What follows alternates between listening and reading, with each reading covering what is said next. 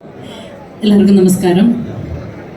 Stage പേടിയായിരുന്നു. എന്നെ പേടി മാറ്റി തന്നത് റാഹിൽ മകൻ കോര എന്ന മൂവിയാണ്. ഉബൈനയുടെ ഫസ്റ്റ് പടമായ റാഹിൽ മകൻ കോരയിൽ റാഹിൽ അമ്മയായിട്ട് അഭിനയിച്ചു.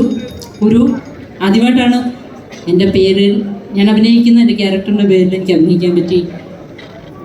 ഒരുപാട് എന്താണ് നമ്മുടെ പടത്തിന് നമ്മൾ എന്താണ് പറയുക? വാടാ, അല്ലെങ്കിൽ അടുത്ത പരാതി പറയാനാ എന്നും വിളിച്ച് എന്നെ വഴക്കുണ്ടാക്കുന്ന ധ്യാനൂട്ടൻ്റെ കാര്യം പറഞ്ഞുകൊണ്ട്. അപ്പം കെട്ടിയോളാണ്ട മാലാഖ എന്ന സിനിമയിൽ നിന്നും ഒരു നല്ലൊരു ഇങ്ങനെയാണ് അഭിനന്ദനം കിട്ടിയത് ബിബിനാണ്. ഫസ്റ്റ് കെട്ടിയോളാണ്ട മാലാഖ കണ്ടിട്ട് ആദ്യമായിട്ട് എനിക്ക് വരുന്നൊരു കോള്, എൻ്റെ അഭിനയം നല്ലതാണ്, എൻ്റെ വീട്ടിലെ ചേച്ചിയെപ്പോലെ അയലൊക്കത്തെ ചേച്ചിയെപ്പോലെ കുഞ്ഞ് കുറേ കൂട്ടുകാർ കൂടി വിളിച്ച്. അതാണ് എനിക്ക് ഏറ്റവും ആദ്യം കിട്ടിയൊരു അംഗീകാരം എൻ്റെ കഴിവിന്. അത് തന്നത് എൻ്റെ ബിബിനാണ്, സിനോപ്പാട് അല്ലേ. അപ്പം ഇനിയുമുണ്ട് ഒരുപാട് മക്കൾ, ഒരുപാട് അമ്മ വേഷങ്ങൾ ചെയ്തുകൊണ്ട് സിനിമയിൽ നിന്ന് ഒരുപാട് മക്കളുണ്ട്. അപ്പം ബിബിൻ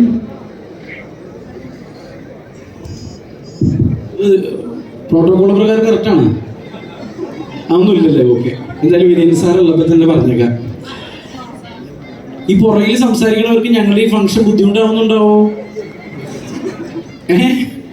എനിക്ക് മനസ്സിലായി, കാരണം കുറേ പേർക്ക് കാണാൻ പറ്റുന്നില്ല, അതുകൊണ്ട് തന്നെയാണ് നിങ്ങൾ അവിടെ നിന്ന് ചെറിയ കാര്യത്തിൽ സംസാരിക്കുന്നത്. എന്നാലും ഒന്ന് ശ്രദ്ധിച്ചേക്കുക, നമ്മളിവിടെ വന്നത് ഈ പരിപാടി അറ്റൻഡ് ചെയ്യാനാണല്ലോ, അതിൻ്റെ പേരിൽ നല്ലൊരു കയ്യടി പുറകിൽ നിന്ന് തന്നെ ആദ്യമായിട്ട്. അതാണ്. നമസ്കാരം, എല്ലാവർക്കും നമസ്കാരം.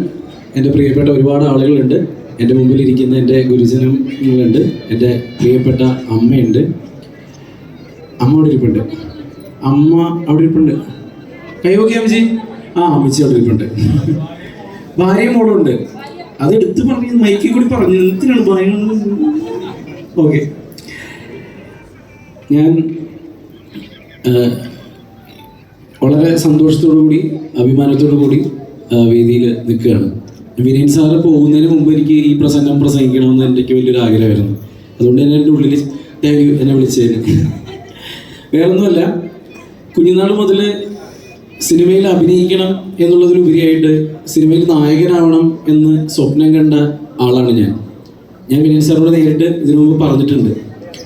അന്നൊക്കെ കുഞ്ഞുനാളിൽ ഇങ്ങനെ ഓരോ സിനിമകൾ കാണുമ്പോൾ ഇത് നമ്മൾക്ക് പറ്റിയ പരിപാടിയല്ല എന്ന് ആളുകൾ നമ്മളെ ബോധ്യപ്പെടുത്തുമല്ലോ, പല രീതിയിൽ, പല വാക്കിൽ, പല സാഹചര്യങ്ങളിൽ.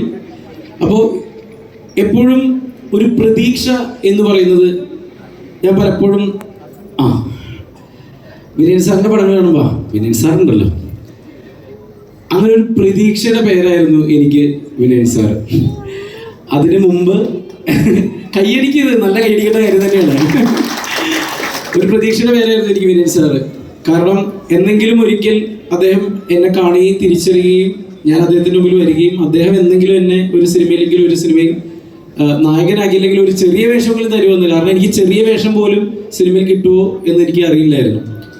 അപ്പോൾ പിന്നീട് എന്നെ ദൈവാനുഗ്രഹത്താൽ നാദിർഷിക്ക വഴിയും ഷാഫി സാറ് വഴിയും റാഫി സാറ് വഴിയൊക്കെ സിനിമയിൽ വരികയും അദ്ദേഹത്തിന് പിന്നീട് ഞാൻ നായകനായി അഭിനയിച്ചതിന് ശേഷവും ഞാൻ സാറിനോട് വിളിച്ച് ചാൻസ് ചോദിക്കലുണ്ട്. അപ്പോൾ അദ്ദേഹം എനിക്ക് 19ാം നൂറ്റാണ്ടിൽ നല്ലൊരു വേഷം തന്നതാണ്. പക്ഷെ എനിക്കന്ന് തിരുമാലി എന്ന് പറഞ്ഞൊരു പടം നടക്കുന്ന സെയിം ടൈമിലായതുകൊണ്ട് എനിക്കന്ന് പറ്റിയില്ല. ആ ക്യാരക്ടറാണ് മുസ്തഫ ചെയ്തത്, അതായത് നമ്മുടെ നായകനെ വേഷം കൊടുത്ത് കൊല്ലുന്ന കഥാപാത്രം അല്ലേ? കറക്റ്റ്. അപ്പോൾ വീണ്ടും അതിലേക്ക് വരുമ്പോൾ സാറിങ്ങനെ അടുത്ത അത്ഭുത ദീപൊക്കെ തുടങ്ങുന്നുണ്ടെന്ന് അറിഞ്ഞു. ആ വേഷം നമ്മൾ അങ്ങനെ തീർത്തേക്കാം സാറേ. ഉറപ്പായിട്ടും ഇവിടെ വെച്ച് തോർത്ത് വെച്ചിട്ട് പുതച്ച് ഉറപ്പിച്ചേട്ടോ. പിന്നെ ഈ പറയുന്ന പോലെ ഒരു സിനിമ കഴിഞ്ഞ് നായകനായി എപ്പോഴും എല്ലാവരും കുറേ പേരൊക്കെ എന്നോട് പറഞ്ഞിട്ടുണ്ട്, എടാ ഒരു സിനിമയാണ്, അതൊക്കെ എന്താണ് ചക്കവീണ് മുയിൽ ചാവുന്ന പോലെ സംഭവിക്കും, പിന്നീട് അങ്ങോട്ട് ഉണ്ടാവുമെന്ന് അറിയില്ല, അതുകൊണ്ട് നീ ഒരുപാട് വലിയ കാര്യങ്ങളൊന്നും പ്രതീക്ഷിക്കരുത് എന്ന് പറഞ്ഞു. പക്ഷേ ഇവിടുത്തെ ജനങ്ങൾ, ഇവിടുത്തെ എന്നെ ഇഷ്ടപ്പെടുന്നവർ, അല്ലെങ്കിൽ എന്നെ വിഷ്ണുവിനെ ഇഷ്ടപ്പെടുന്നവർ, ഞങ്ങളുടെ എഴുത്ത് ഇഷ്ടപ്പെടുന്നവർ, അന്ന് ഒന്നിൽ അവസാനിക്കുമെന്ന് വിചാരിച്ചിരുന്ന ഞാൻ തന്നെ ഇത് ഇപ്പോൾ എൻ്റെ 10ാമത്തെ സിനിമയാണ്, നായകനാണ്. അതിന് നിങ്ങളോടൊക്കെ എത്ര നന്ദി പറഞ്ഞാലും തീരത്തില്ല. അത് ഞാൻ എൻ്റെ ഫ്രം മൈ ഹാർട്ട് എൻ്റെ ഹൃദയത്തിൽ നിന്നുള്ള നന്ദിയാണ്. ഇനിയും സപ്പോർട്ട് ചെയ്യുക, ഈ സിനിമയിൽ ഞങ്ങളെ അനുഗ്രഹിക്കുക. പിന്നെ ഇതിൻ്റെ എനിക്ക് ഏറ്റവും കൂടുതൽ പറയാനുള്ളത് രാഹുൽ കല്യാണിൻ്റെ പേരാണ്. എപ്പോഴും ഒരു സിനിമ ഉണ്ടാവുന്നത് ആ തിരക്കഥാകൃത്തിൻ്റെ മനസ്സിലാണ് എന്നാണ് ഞാൻ വിശ്വസിക്കുന്നത്.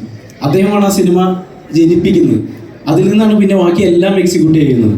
അപ്പോൾ ആ രാഹുൽ കല്യാൺ ഈ സിനിമയ്ക്ക് വേണ്ടി ഓടിയ ഓട്ടം എന്ന് പറഞ്ഞാൽ അത്രയുണ്ട്. അത്രയും കഷ്ടപ്പെട്ടിട്ടാണ് ഈ സിനിമ അദ്ദേഹം വർക്കൗട്ടാക്കി എടുത്തത്. അതിന് കൂടെ നിന്ന അനുക്കുട്ടനും ഉപേനിച്ചേട്ടനും പിന്നെ ഞങ്ങളെ പ്രിയപ്പെട്ട എല്ലാ പ്രൊഡ്യൂസേഴ്സിനും എല്ലാവർക്കും വീണ്ടും നന്ദി പറഞ്ഞുകൊള്ളുന്നു. Thank you. ഇനി ഈ പടത്തിൽ തന്നെ മറ്റൊരു നായകനായിട്ടുള്ള ആൻസൺ പോളിന് മൈക്ക് കൈമാറുന്നതാണ്. ഒരുപാട് സന്തോഷം. Thank you. ഇവിടെ എല്ലാവരും എത്തിച്ചേർന്നതിന് ഒരുപാട് സന്തോഷം.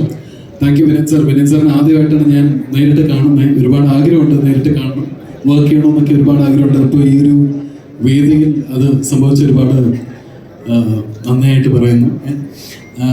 ഞാൻ റാഹിൽ മകൻ കോര എന്ന് പറഞ്ഞ സിനിമ ഉബീനയുടെ കൂടെ, ഉബീനെ എനിക്ക് ഗാംബ്ലർ തുടങ്ങി അറിയാവുന്നതാണ്, എൻ്റെ പടത്തിൽ അസോസിയേറ്റ് ആയിരുന്നു. അപ്പോൾ അത് കഴിഞ്ഞിട്ട് പിന്നെ റാഹിൽ മകൻ കോര വന്നു. എനിക്ക് ഞാൻ ചെയ്യാത്തൊരു ക്യാരക്ടർ, എന്നെ അങ്ങനെ ആരും കാണാത്തൊരു ക്യാരക്ടറിലോട്ട് എന്നെ കൊണ്ടു നിർത്തി. സോ അതൊരുപാട് പേർക്ക് ഇഷ്ടപ്പെട്ടു എന്ന് അറിഞ്ഞതിൽ ഒരുപാട് സന്തോഷമുണ്ട്. അപ്പോൾ അത് കഴിഞ്ഞിട്ട് പിന്നെ നമ്മൾ ബാഡ് ബോയ്സ് എന്ന് പറഞ്ഞ സിനിമയിൽ തിരിച്ചും ജോയിൻ ചെയ്തു. അപ്പോൾ ബീനി ഉണ്ടായിരുന്നു ആ സിനിമയിൽ. അപ്പോൾ ഷീല ചേച്ചിയാണെങ്കിലും ബിബിനാണെങ്കിലും ബിബിനൊക്കെ ആയിട്ട് ഭയങ്കര ചങ്ക് പോലെ നമുക്ക് വർക്ക് ചെയ്യാൻ പറ്റി. സെന്തിലും അതെ, അത് പിന്നെ പറയാം. അപ്പോൾ തിരിച്ചും അതേ ആൾക്കാരുടെ കൂടെ തിരിച്ചും ഈ സിനിമയിൽ വർക്ക് ചെയ്യാൻ പറ്റുന്നതിൽ ഒരുപാട് സന്തോഷമുണ്ട്. പിന്നെ റാഹിലിമ്മ താങ്ക് യു ഫോർ കമ്മിങ്. പിന്നെ ഈ സിനിമയിലും ഉണ്ടാവും എന്ന് പ്രതീക്ഷിക്കുന്നു, അല്ലേ? എൻ്റെ അമ്മയാണോ അല്ലേ തല്ലി തീർക്കുന്നില്ല.